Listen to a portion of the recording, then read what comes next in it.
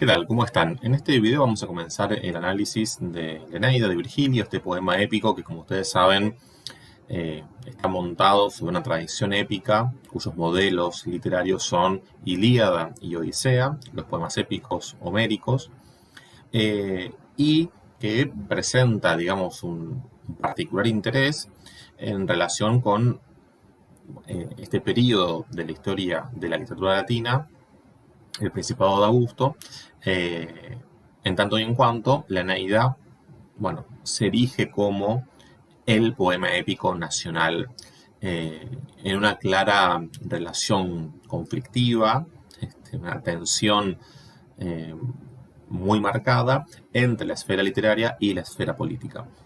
En principio es un poema que, vamos a ver, que parece que, una lectura superficial, es un poema que ingresa dentro del discurso propagandístico de Augusto, se entronca, digamos, en esa línea discursiva.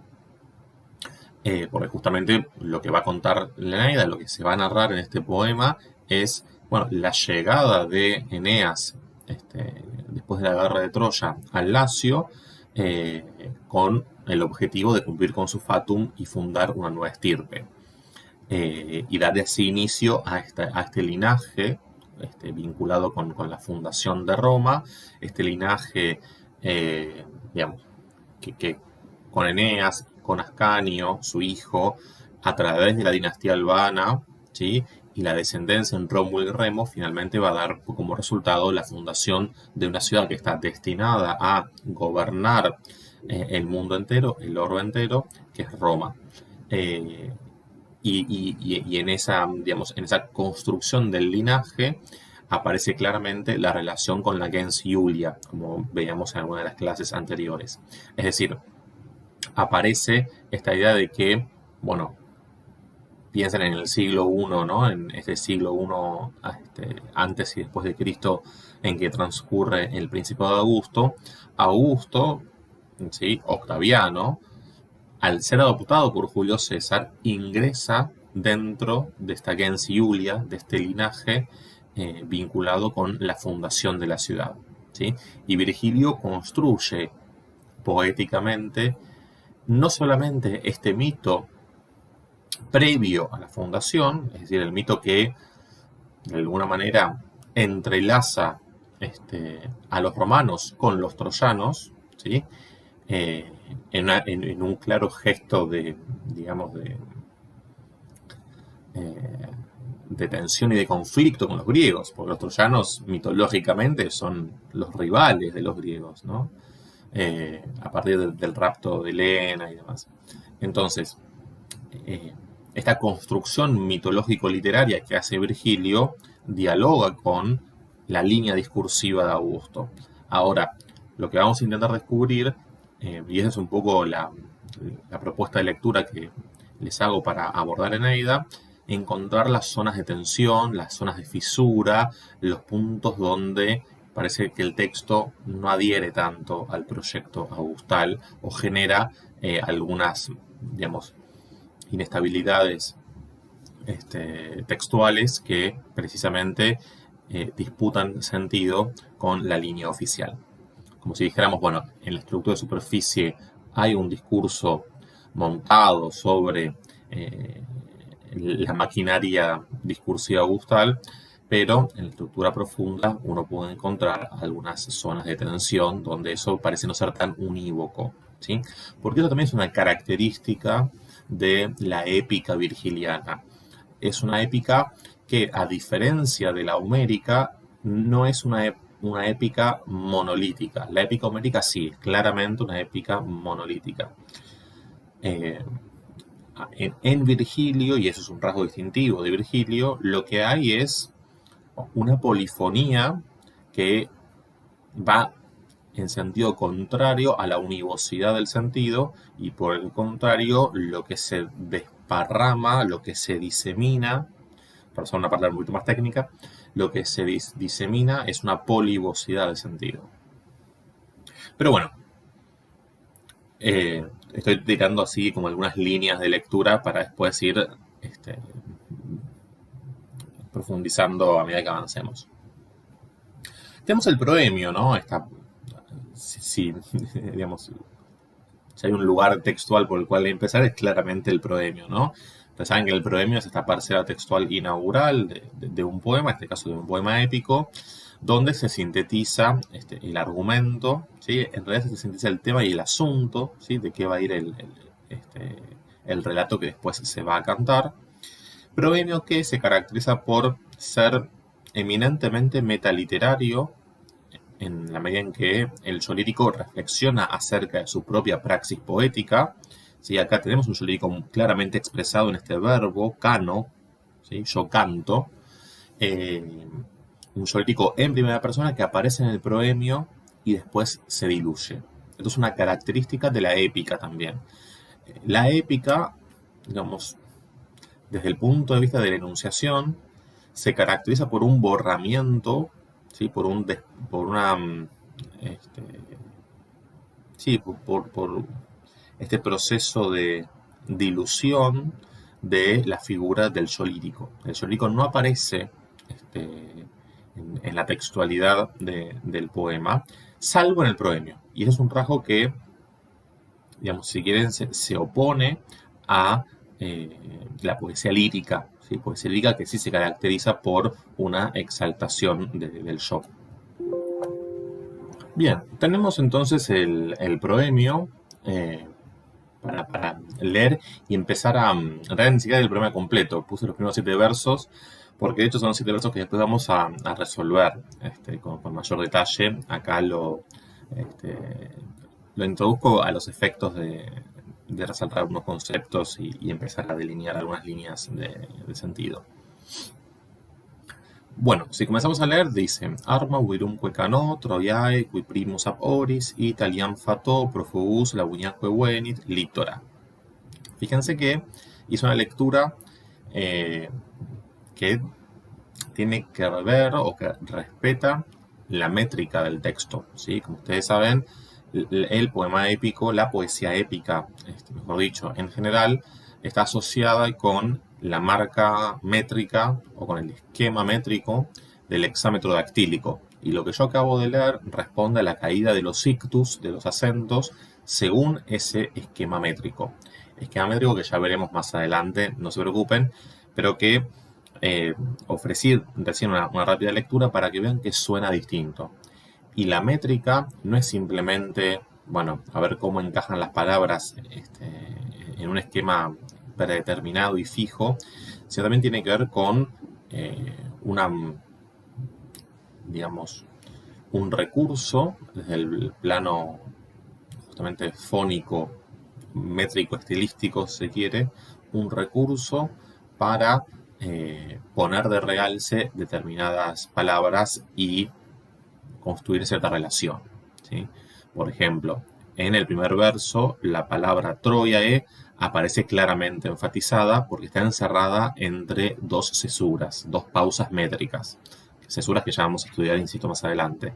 Yo simplemente esto lo adelanto y ahora, como en un acto de fe, créanme que esto es así. Y eso, bueno, redunda en ciertas cuestiones que vamos a comentar.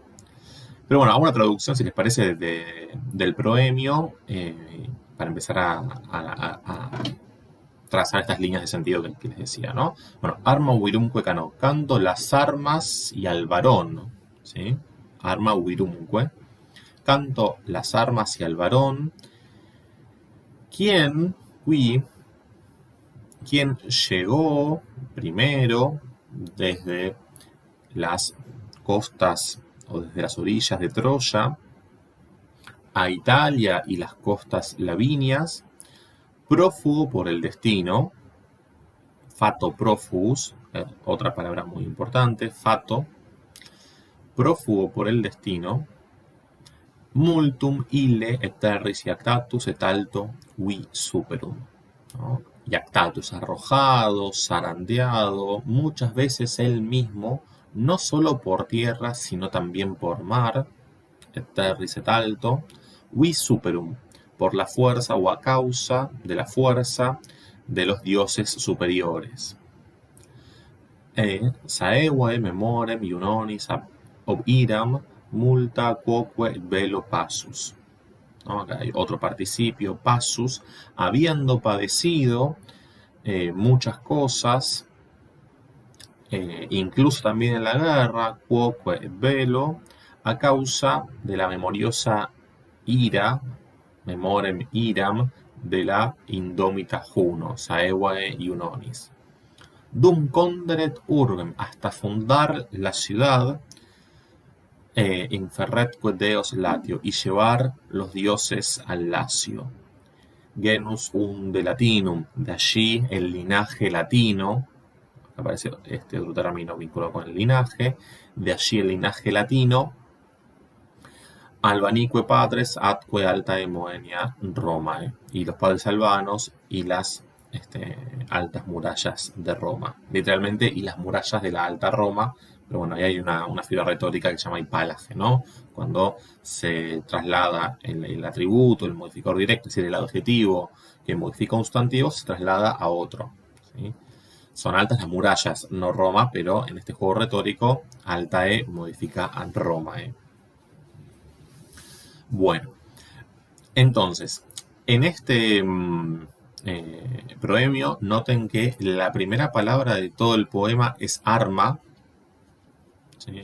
Estos son gestos de escritura que vale la pena retener, porque incluso al interior del sistema literario romano, los poetas posteriores van a identificar arma como la primera palabra de todo el poema. Y cuando quieran remitir a la Eneida, esto lo van a tener en cuenta. ¿Sí? Tiene que ver con mecanismos de alusión en los textos. La alusión es una técnica, digamos, poética muy frecuente en el sistema literario romano y que permite establecer relaciones entre textos a partir de la recurrencia léxica de una determinada palabra, en este caso arma, en la misma posición, en un contexto diferente, en un poema diferente, para justamente remitir a Virgilio sin nombrarlo, ¿no? Pero bueno, la referencia a arma en primera posición, por ejemplo, es un guiño claramente a Virgilio. Por esto de que la primera palabra, bueno, es una palabra que está claramente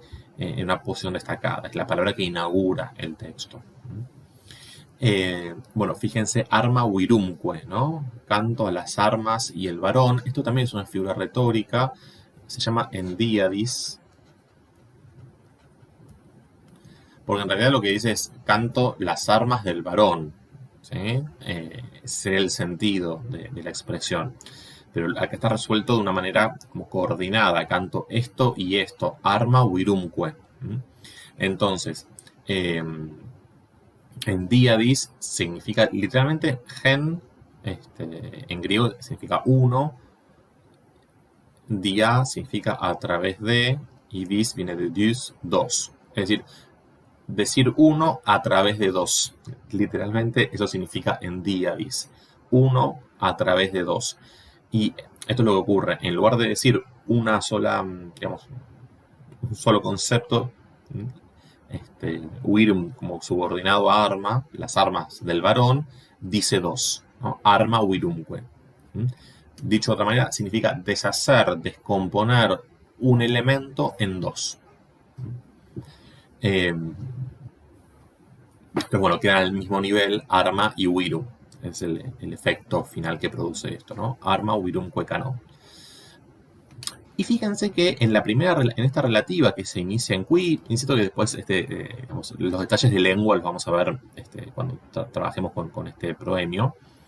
Fíjense que esta relativa que empieza en qui habla justamente de la partida de Eneas desde Troya hasta llegar a Italia, ¿no? y a las costas lavinias, es decir, hasta llegar al Lacio, pero ese prófugo por el destino. ¿Sí? Fato, viene de fatum. De fatum viene el término en castellano ado, claramente, ¿no? Recuerden que una F inicial en latín suele dar por resultado en castellano una H.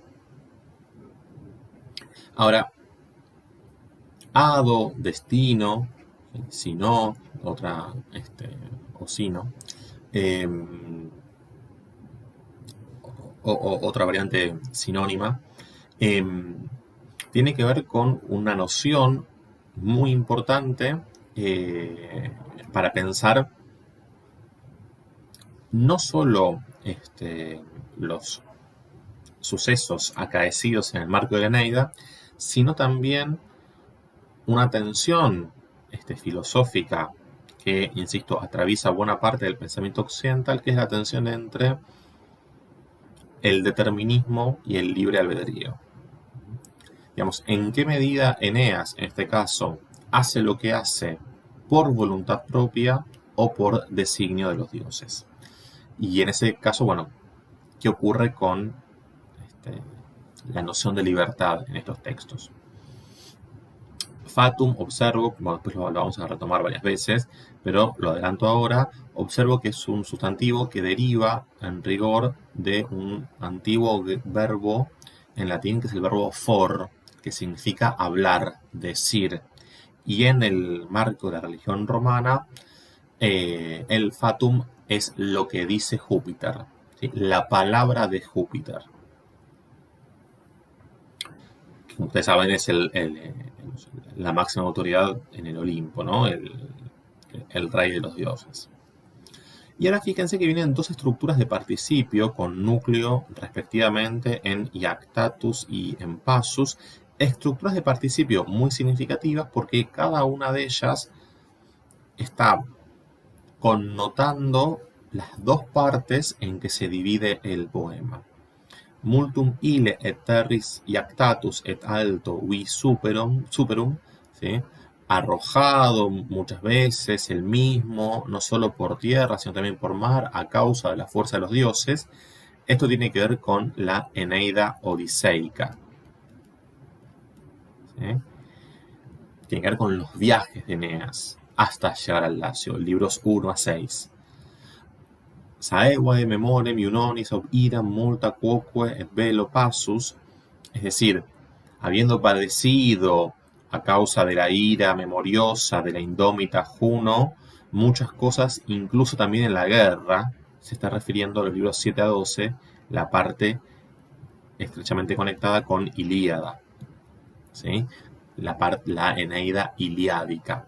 Fíjense cómo hasta sintácticamente hay un trabajo que está operando metaliterariamente con el modo en que se estructura la obra. Hasta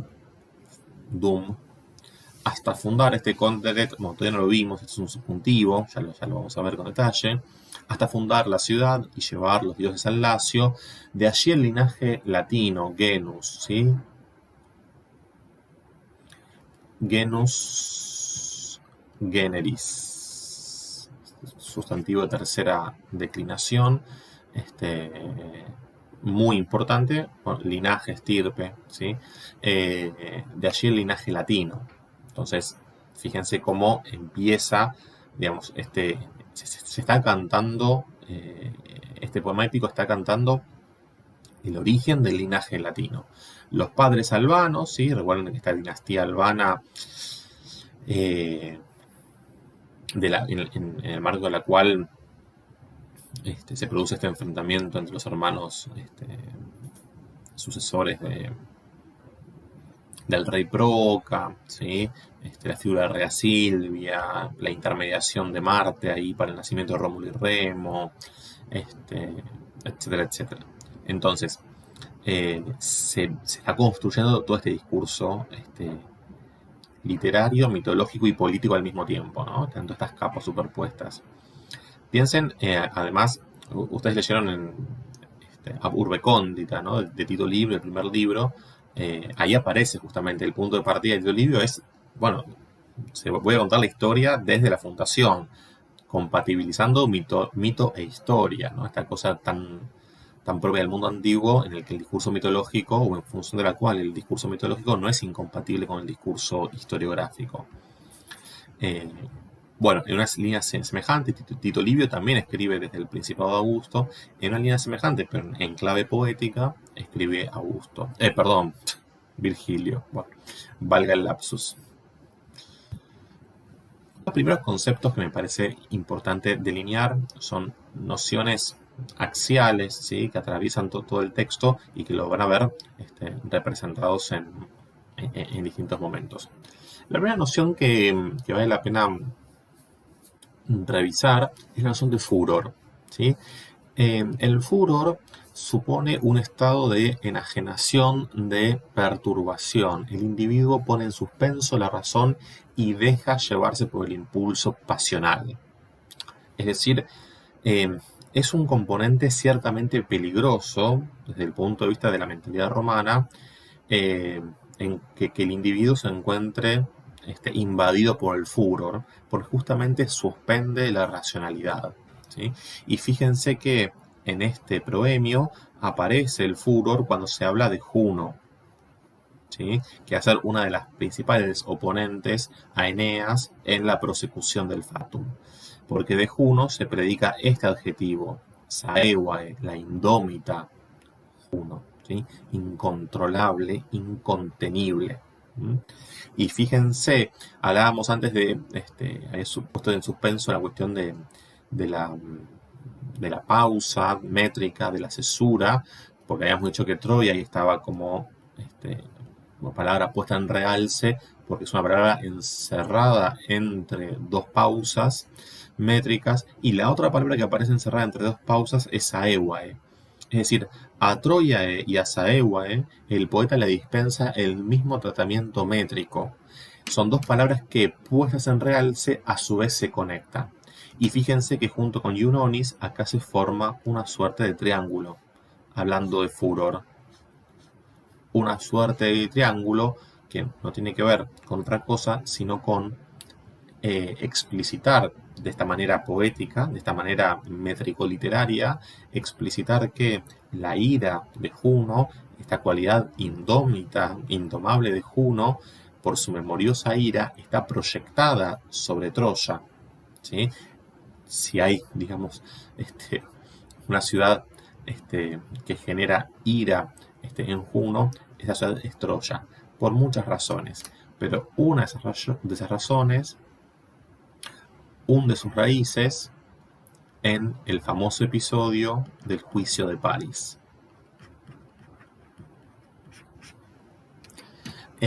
Recuerden que esto, digamos, se remonta a un episodio mitológico, todo lo que estoy diciendo a partir del furor, ¿no?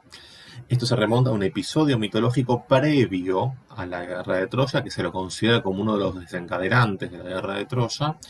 Antes de la guerra de Troya, en las bodas de Tetis y Peleo, padres a la postre de Aquiles, en las bodas de Tetis y Peleo, a la que asisten tanto dioses como humanos, porque bueno, es un casamiento entre una diosa Tetis y un humano Peleo, en digamos, en el marco de esa celebración, de ese casamiento,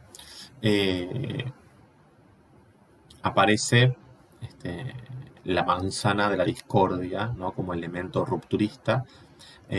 La discordia, que no es invitada a la fiesta, arroja una manzana a la cual, digamos, como premio reconocimiento, París le tienen que otorgar a la mujer más bella, digamos así, o a la diosa más bella en realidad. Y bueno, ¿por qué París? Porque bueno, Júpiter propone que sea París quien resuelva quién de las que se disputan el primer lugar en belleza obtiene el reconocimiento, y Juno es una de las tres diosas, junto con Minerva y con Venus, es una de las tres diosas que se disputan ese trofeo. París elige a Venus porque de las tres diosas es la que da en la tecla con qué elemento persuadir a París, ¿sí? Porque, bueno, cada una de las diosas le ofrece algo distinto, ¿no? Y Venus le ofrece el amor de Helena. Da en la tecla de lo que le interesa a París. París le otorga la manzana a Venus, y eso provoca el enojo de Juno. Digamos que por eso digo que esta memoriosa ira data de entonces.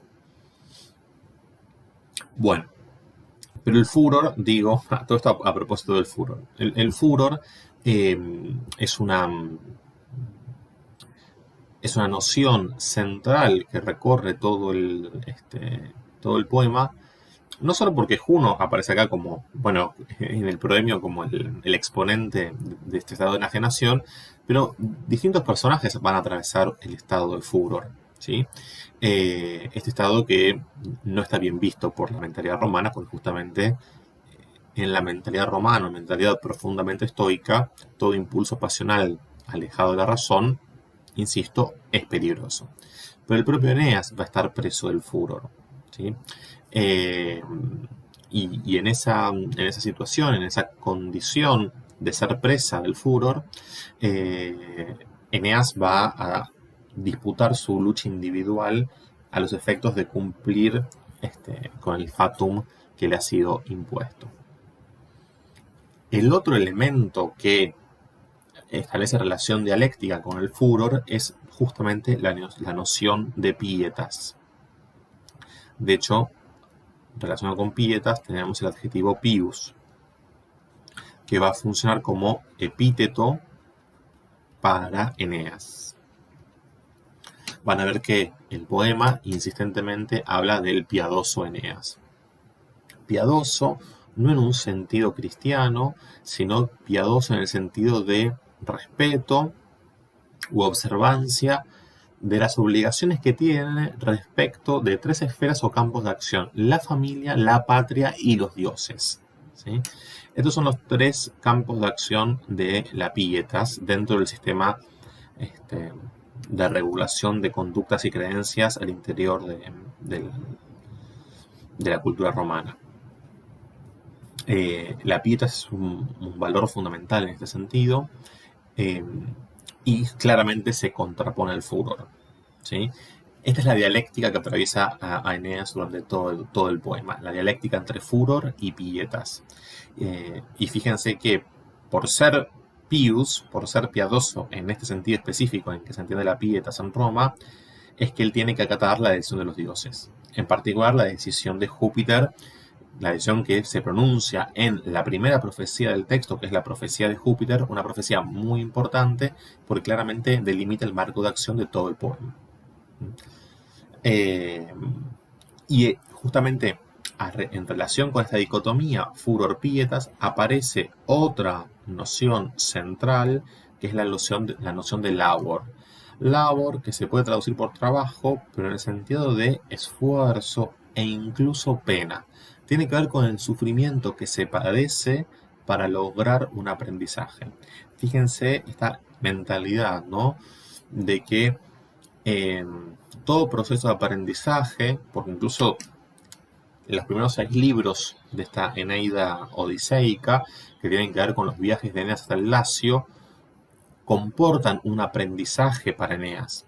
Comportan un aprendizaje para Eneas en tanto y en cuanto Eneas va contra su voluntad, deja Troya. Si hay algo que Eneas no quiere hacer es irse de Troya, pero lo hace porque se le recuerda 3 veces, y esto ocurre en este comienzo que estamos leyendo, se le recuerda 3 veces que tiene que partir de Troya. Recibe 3 advertencias hasta que finalmente lo hace. Porque si hay algo que no quiere hacer Eneas es irse de Troya. Entonces hay casi como, digamos, una suerte de Bildungsroman avant la lettre. Es decir, estos poemas, saben que Bildungsroman es el género literario de la novela de aprendizaje o la novela de formación. Por ejemplo, no sé, el cazador oculto de Salinger, me viene a la mente. Bueno, algo de eso hay, salvando el anacronismo, algo de eso hay en estos primeros 6 libros en términos de formación del personaje. Eneas no es un héroe desde el comienzo de la Eneida. Eneas se va haciendo héroe. Se va haciendo héroe porque logra anteponer la pietas por sobre el furor, y eso lo logra a través del esfuerzo, a través del padecimiento, a través del labor. Y eso es lo que tiene especial valor para un romano. Hablábamos antes de la noción de fatum, ¿sí? Este participio del verbo for. Fatum y lo usamos como sustantivo, es técnicamente un participio, pero sustantivado, digamos. Participio del verbo for, por eso significa lo dicho. A partir de ahí, el destino. Por eso, lo dicho, aquello que se pronuncia en la eternidad del verbum. Es el logos en ese sentido. El fatum. En sentido amplio hablamos de fatum como destino, hados, esta traducción que dimos, y en sentido amplio. Y en sentido estricto es la palabra de Júpiter concretamente en el ámbito de la religión romana. Es importante, digamos, entender dos nociones más que también impactan en el modo de lectura de la Eneida, que tienen que ver con dos nociones de raigambre estoica, ¿sí? Esta filosofía helenística que calza tan bien en la mentalidad romana. Me refiero a las nociones de cosmos y de apatheia. Cosmos tiene que ver con una noción respecto de una determinada concepción del mundo, ¿sí? El universo, desde este punto de vista estoico, es un todo organizado e interrelacionado que responde a la lógica causa-consecuencia, ¿sí? Cada una de las partes que componen este cosmos manifiesta esta relación causa-consecuencia. De allí a que un acto genere determinada consecuencia. Y este cosmos, de alguna manera, está dominado por este fatum previo. Y otra noción, por último, que me parece central. Esto digo, son nociones como para ir pensando líneas de sentido, a ver cómo aparecen a medida que ustedes van haciendo la lectura del texto, ¿no? Apatia es lo que da apatía en castellano, pero fíjense que lo que tenemos es una alfa privativa, ¿sí? Apatheia, esta alfa privativa, y después la raíz del sustantivo pathos, ¿sí? Que es el padecimiento, lo que se padece, para bien o para mal, ¿sí? Lo que se experimenta en sentido amplio. Y entonces la apatheia es la imperturbabilidad, ¿sí? Y esto es digamos, una suerte de horizonte para la figura del sabio en el marco del estoicismo, ¿sí? La apatheia, lo que incluso después los epicúreos van a denominar ataraxia, ¿sí? Que también tiene que ver con este estado de imperturbabilidad, usando otra palabra que es esta, ataraxia, supone entonces dominar los impulsos emocionales y las apetencias, ¿sí?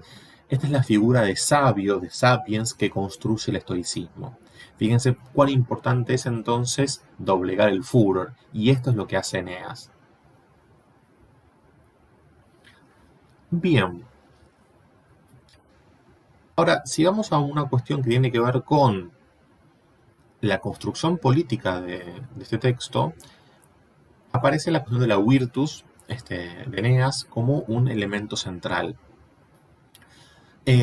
Recordamos que la épica es un tipo de discurso paradigmático, en el sentido en que el héroe es el portavoz válido de una visión de mundo.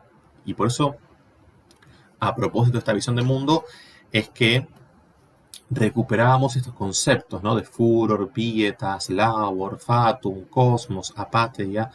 Son todos conceptos que están entrelazados en esta determinada visión de mundo que el poema épico vehiculiza a través de la figura del héroe, ¿sí? El héroe es el portavoz válido entonces de una visión de mundo, de un imaginario social que se presenta como verdadero, ¿sí? Ahí va. El héroe es modelo de hombre, por eso, como es modelo, ¿sí? El tipo de discurso que construye la épica es un discurso paradigmático, ¿sí? El modelo de hombre romano, desde una visión pragmática, posee una virtus que se plasma en actos concretos de efecto social. Hay una relación causal, otra vez la relación causa-consecuencia, entre ser y hacer. Se es de determinada forma, se actúa en consecuencia. Este modelo, esta, digamos, consistencia entre ser y hacer es la que aparece puesta en valor a través de la virtus del héroe.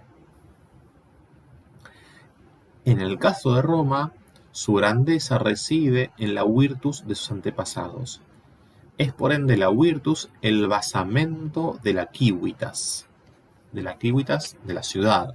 Es decir, todo este discurso que se está construyendo tiene un enorme efecto pragmático político en Roma en términos de cómo los romanos se piensan a sí mismos, ¿sí? Porque todo esto que se va a cantar en la Eneida está ligado con sus antepasados, con sus orígenes, con la posibilidad de ser lo que son. Dicho de otra manera, hay una profunda legitimación literaria acerca de la grandeza de Roma y del derecho que le asiste para dominar el orbe entero. Porque por otra parte, eso está avalado por los dioses, ¿no? Fíjense cómo se va enarbolando un discurso que tiene que ver con legitimar una posición de poder. Bueno, uno de los primeros elementos con el cual vamos a trabajar en Eneida tiene que ver con la profecía. El discurso profético es muy profuso, valga el juego de palabras o de sonoridades. El discurso profético es muy recurrente a lo largo de la Eneida. Vamos a detenernos bastante en las profecías, porque, insisto, más allá del valor proléptico en términos de anticipación de hechos posteriores o ulteriores, contienen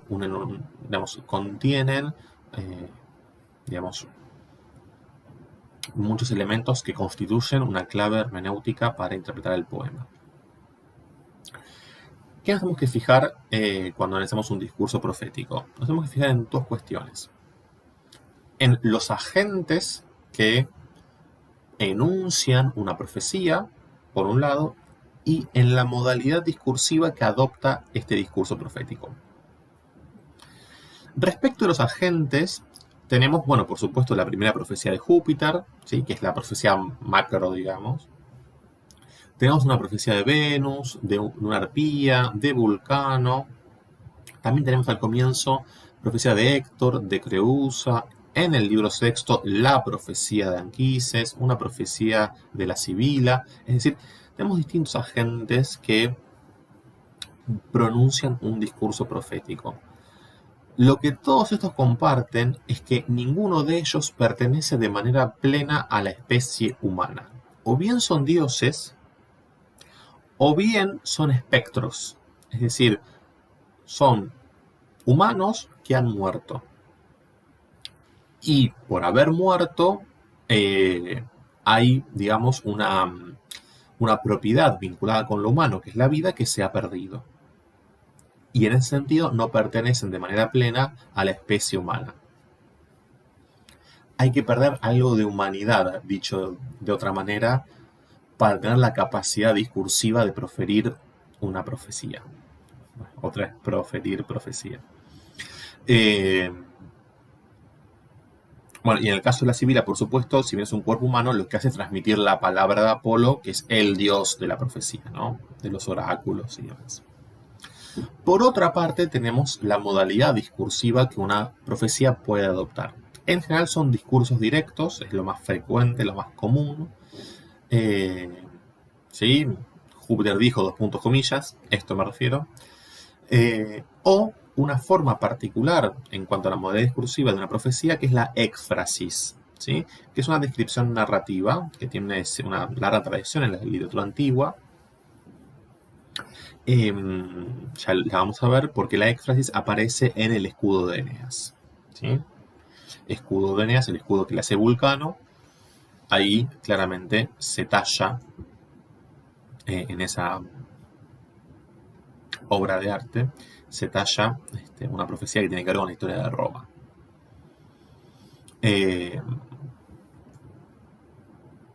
escudo de Eneas que por otra parte está plagado de ecos del escudo de Aquiles, ¿no? Del canto 18 de la Ilíada. Y hablando de profecías, tenemos acá la profecía de Júpiter. Veamos este pasaje que es, bueno, como ven ahí, libro primero, a partir del verso 278. No pongo a las conquistas de este pueblo límite ni plazo. Desde el principio de las cosas les concedí un imperio sin fin. Fíjense, este pueblo, ¿no?, que va a fundar, esta raza que va a fundar Eneas. Entonces fíjense cómo ya aparece una legitimación nada más ni nada menos, ¿sí?, de Júpiter, ¿no? Imperium sine fine. Este sintagma va a ser muy importante en términos de la concepción del poder en Roma. La áspera Juno, la misma áspera Juno, que ahora revuelve con espanto el mar, la tierra y el firmamento, vendrá a mejor consejo y favorecerá conmigo los romanos, señores del mundo, al pueblo togado. Bueno, recuerden otra vez esta cuestión de Roma, ¿no?, de los romanos como una gens togata, ¿no?, como el propio Cicerón también solía decirlo. Digo solía porque estamos lejos de la época de Cicerón, ¿no?, del auge de Cicerón.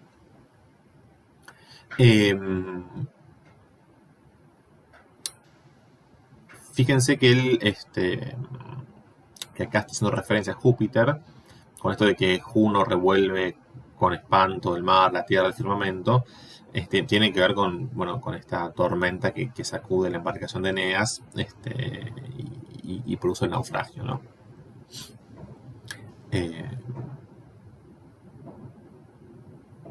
Cosa que le pide a Neptuno por otra parte. Así Plugo. Bueno, Plugo, parece una palabra poco frecuente, es el perfecto de placer, ¿sí?, de querer en ese sentido, ¿no? Así Plugo. Llegará una edad, andando los lustros, en que la casa de Asáraco subyugará a Ptía y a la ilustre Micenas y dominará a la vencida Argos. Troyano de esta noble generación nacerá César Julio, nombre derivado del gran Iulo, y llevará su imperio hasta el océano y su fama hasta las estrellas. Tú segura lo recibirás algún día en Olimpo, cargado con los despojos de Oriente, y los hombres lo invocarán con votos. Entonces también, suspensas las guerras, se amansarán los ásperos siglos. La cándida Fides y Vesta y Quirino, son todas divinidades romanas, con su hermano Remo dictarán las leyes. Las terribles puertas del templo de la guerra se cerrarán con hierro y apretadas traves. Esto es algo que hace Augusto, por otra parte. Para simbolizar esta Pax Augustia, ¿no? Digamos, después de tiempos de guerra y de conflicto y ásperos siglos, viene la calma, ¿no?, viene la mansedumbre, y es Augusto el emblema de esa Pax instalada. Otra vez, ¿no?, yo insisto mucho en el espesor político de la palabra Pax. Dentro del impío furor, sentado sobre sus crueles armas y atadas las manos detrás de la espalda con 100 cadenas, bramará espantoso con sangrienta boca, ¿no? Fíjense también cómo aparece connotado el furor. De toda esta profecía, que es mucho más larga, incluso yo extraje este pasaje por esta noción del Imperium sine fine, por la referencia a Juno y sobre todo por la referencia a Augusto, ¿sí? Fíjense cómo aparece esta ligazón entre Troyano de esta noble generación, ¿sí?, y la gens Iulia, ¿no?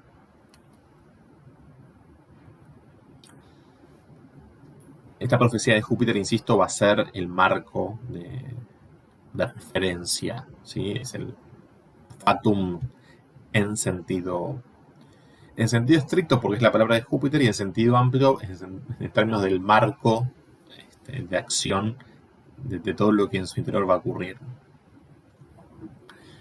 Bien, y en relación con el fatum, y con este fatum pronunciado por Júpiter en su profecía, que, otra cosa que no dije, perdón.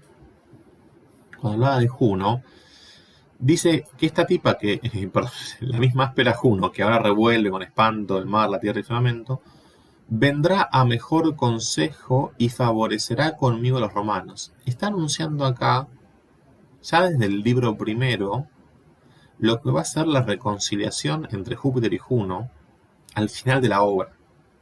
Fíjense, la prolepsis actúa en distintos planos.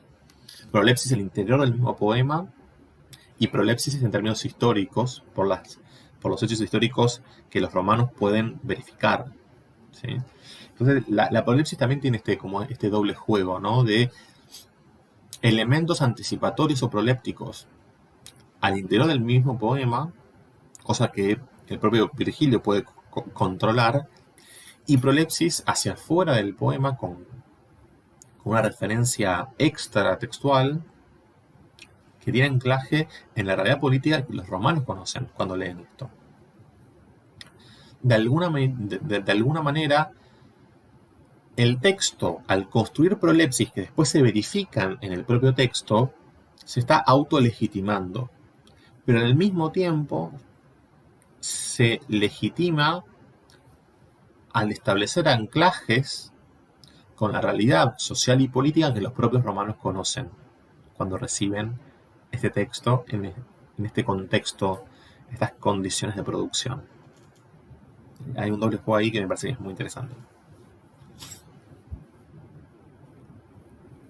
Pero bueno, hablábamos de fatum entonces, y decíamos que el fatum de Eneas tiene que ver con dejar Troya y emprender el viaje hacia el Lacio.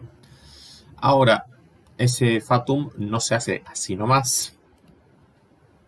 Y la primera cuestión es que Eneas no quiere dejar Troya, no quiere dejar su patria. Recibe entonces 3 advertencias, ¿sí? Que son de alguna manera 3 discursos proféticos.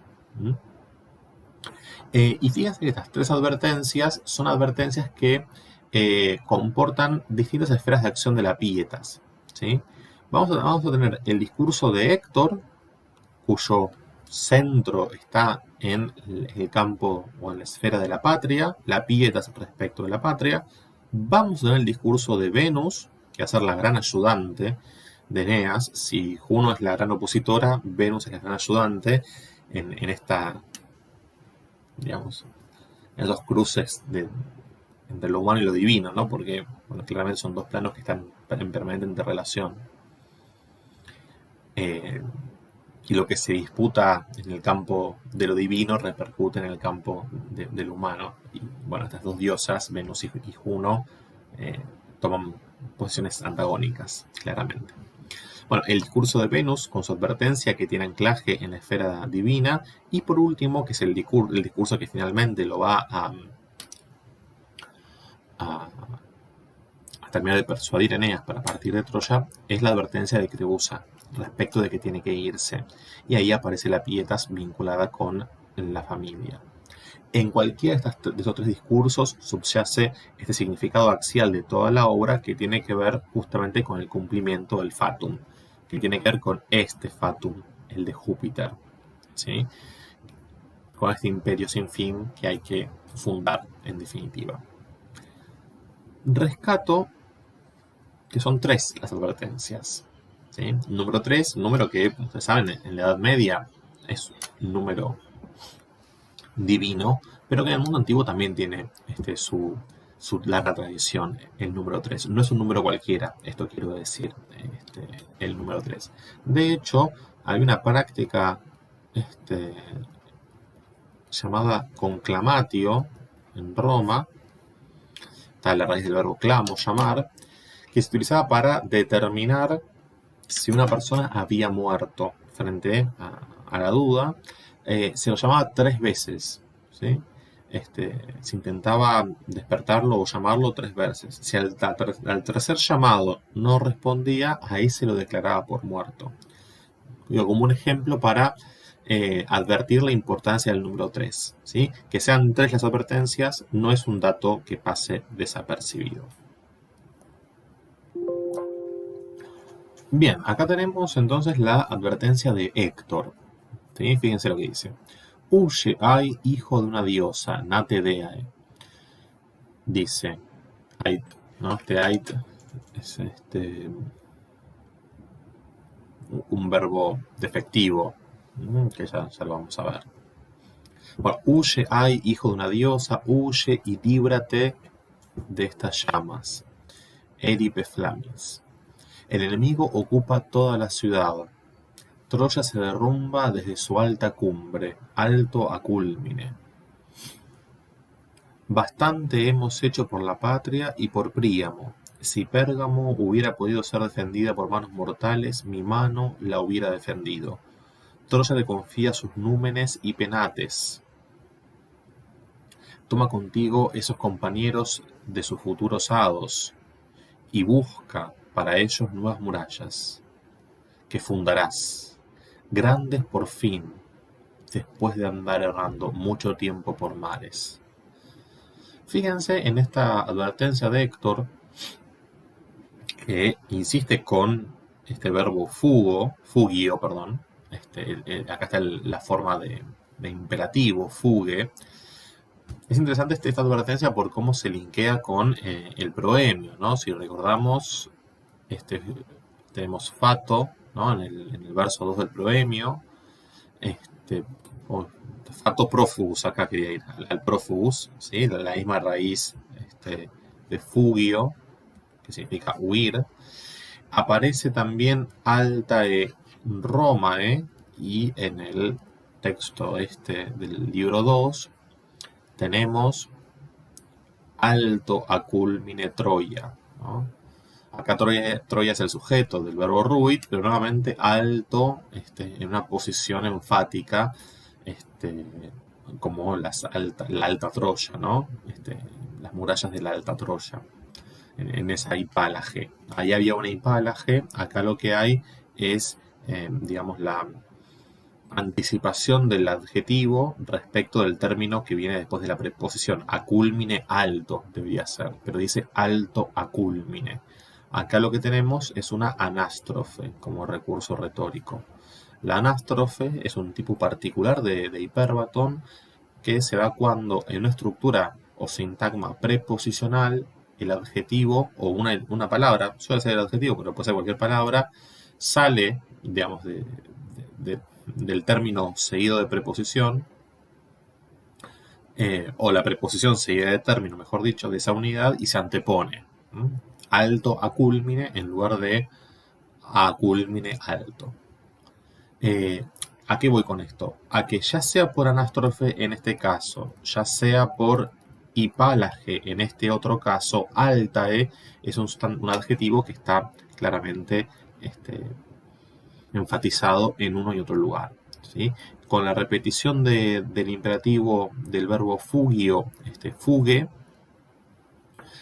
también aparece una misma raíz que ya aparecía en el proemio, que es prófugus.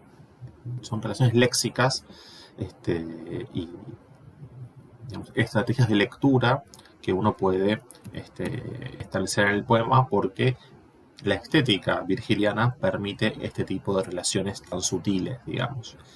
Tiene que ver con la impronta helenística de la que hablábamos en otra oportunidad. También rescato justamente lo que le dice, ¿no? Héctor a Eneas. Troya te confía sus númenes y penates, ¿no? Sacrasuos son los númenes y los penates. Recuerden que los dioses penates tienen que ver con justamente los dioses vinculados con la patria, ¿sí? Por eso este discurso de Héctor tiene un fuerte anclaje en la pietas respecto de la patria. De hecho, la típica imagen mural, el fresco que circula en distintos manuales o textos sobre la iconografía augustal, aparece la imagen de Eneas con Anquises, con Ascanio y los dioses penates, ¿sí? Esa es digamos, respecto de la partida de Troya, lo que es necesario para fundar un nuevo linaje es la vía hereditaria masculina, el pater familias, que es Anquises, mientras esté vivo. Cuando muere en un naufragio, bueno, ahí el pater familias pasa a ser Eneas. El primer hijo en la línea sucesoria, que es Ascanio, y los dioses penates. Estos son los componentes de una gens asociada con una patria para fundar una nueva estirpe. Busca para ello, le dice no sé, Héctor, nuevas murallas, ¿no? Estos Moenia, que también aparecían en el Proemio, que fundarás, ¿sí? Grandes por fin, después de andar errando mucho tiempo por mares. Me parece muy interesante esto porque claramente esto de andar errando mucho tiempo por mares tiene que ver con todo este primer tramo del libro 1 al 6, donde se narran los viajes de Eneas en esta parte odiseica, ¿sí? Y esto de andar errando mucho tiempo por mares también remite a esa construcción de participio del proemio de la que hablábamos hace un rato. Poco después porque fíjense que esto es en el verso hasta el 295, unos versitos después, eh, Eneas dice lo siguiente: Arma amens capio, tomo las armas insensato. Insensato yo, es un participio, mejor dicho, es un predicativo, eso quiere decir, un predicativo subjetivo, amens, ¿no? Es el verbo capio, un sujeto tácito yo, que es Eneas, armas el objeto directo, la primera palabra del poema. Fíjense cómo volvemos una y otra vez al proemio. Por eso el proemio es como una llave hermenéutica de interpretación de todo el poema, porque la cantidad de remisiones son llamativas realmente. Entonces tomo las armas estando, ¿no?, insensato, estando sin mente, literalmente, ¿no? Porque hay una A privativa y el sustantivo mens, ¿no? A mens, ¿no? Sin mente, ¿no? Un claro indicio del estado de furor. Dice, no hay suficiente razón en las armas, nexat rationis in armis, sino que los ánimos y los corazones arden para reunir la fuerza en la guerra y correr juntamente con los compañeros hacia la ciudadela. El descontrol y la ira precipita mi mente. Furor iraque mentem praecipitat. Morir en armas se presenta, se muestra bello. Bueno, es interesante este pasaje del discurso de Eneas, porque claro, en la destrucción de Troya, ¿no?, viendo a sus compañeros, a Creusa incluso morir, se enciende el furor, ¿no? Se enciende este estado de descontrol, y fíjense todos los términos que hacen al campo léxico del furor. Amens, nexat rationis, ¿no? No hay razón suficiente. Ardent animi, ¿sí? Los ánimos arden, ¿no? Furor iraque, ¿no? El descontrol y la ira, o la enajenación y la ira. Es un pasaje claramente saturado de términos y de expresiones vinculadas con el furor. Y este es el furor entonces que Eneas tiene que poder controlar, y por eso advertencia tras advertencia, para que no se deje llevar por el furor en medio de la debacle de Troya, y siga la pietas que obedece el fatum impuesto por Júpiter al comienzo del libro 1. Entonces viene la advertencia de Creusa hacia el final del libro 2, ¿no? Y esta advertencia de Creusa dice: mientras así llamaba en mi delirio, recorriendo inútilmente todas las casas, se precipitó ante mis ojos, cual un fantasma colosal, la triste sombra de Creusa. Está Eneas hablando, ¿no? Recuerden que estos son todos los relatos, o es todo el relato, mejor dicho, retrospectivo, que le cuenta, digamos, después del naufragio. Eneas parte de Troya, ¿no? Naufraga y desemboca en Cartago.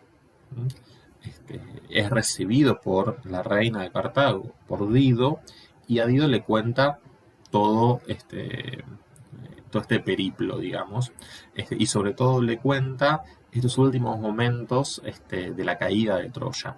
Eh, Algo semejante a lo que hace Odiseo en la corte de los Feacios, también después de naufragar. Y acá le cuenta entonces a Dido, es como el discurso, digamos, es un relato dentro del otro, me refiero, ¿no? Se apareció ante mis ojos cual un fantasma colosal, otra vez esta cuestión del espectro para producir una profecía, la triste sombra de Creusa. Me quedé extático, mis cabellos se erizaron y la voz se me pegó a la garganta. Entonces me dirigió estas palabras, desvaneciendo con ella en mis afanes. ¿Por qué te entregas a ese insensato dolor, dulce esposo mío? Dispuesto estaba por la voluntad de los dioses lo que hoy no sucede. Ellos no quieren que te lleves de Troya a Creusa por compañera. No lo consiente el soberano del supremo Olimpo. Largos destierros te están destinados y largas navegaciones por el vasto mar.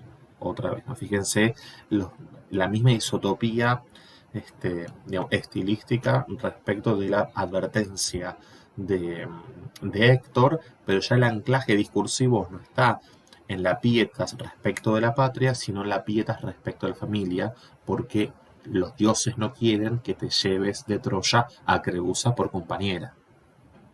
Porque para fundar una estirpe nueva necesita otra compañera. Y fíjense que la cuestión del linaje, también acá aparece la clara mentalidad romana, esta mentalidad patriarcal, por la cual el linaje va por vía masculina. Por eso Creusa no es necesaria en esta expedición. Es más, no tiene que ir, porque si no, no se funda una estirpe nueva. Dicho de otra manera, en términos de la prosecución del fatum impuesto por Júpiter, es necesario que Creusa muera en Troya. Llegarás en fin a la región de Hesperia, donde el lidio Tíber fluye en mansa corriente entre fértiles campiñas, pobladas de fuertes varones. Allí te están prevenidos prósperos sucesos, un reino y una regia consorte. No llores más a tu amada Creusa. No veré yo las soberbias moradas de los mirmidones y de los dólopes, no iré a servir a las matronas griegas, yo, del linaje de Dárdano, nuera de la diosa Venus. Recuerden que Venus es madre, ¿no? de Eneas. Los padres de Eneas, Venus en Quises, ¿no? Antes bien me retiene estas playas la gran madre de los dioses. A Dios, pues, guarda en tu corazón el amor de nuestro hijo. Dicho esto, me dejó anegado en lágrimas, pugnando en vano por responderle las 1000 cosas que se me agolpaban en mi mente, y se desvaneció en el aura leve. Tres veces fui a echarle los brazos al cuello, y 3 veces su imagen, vanamente asida, se deslizó entre mis manos, como un viento sutil, como un fugaz ensueño. Bueno, dejamos acá entonces.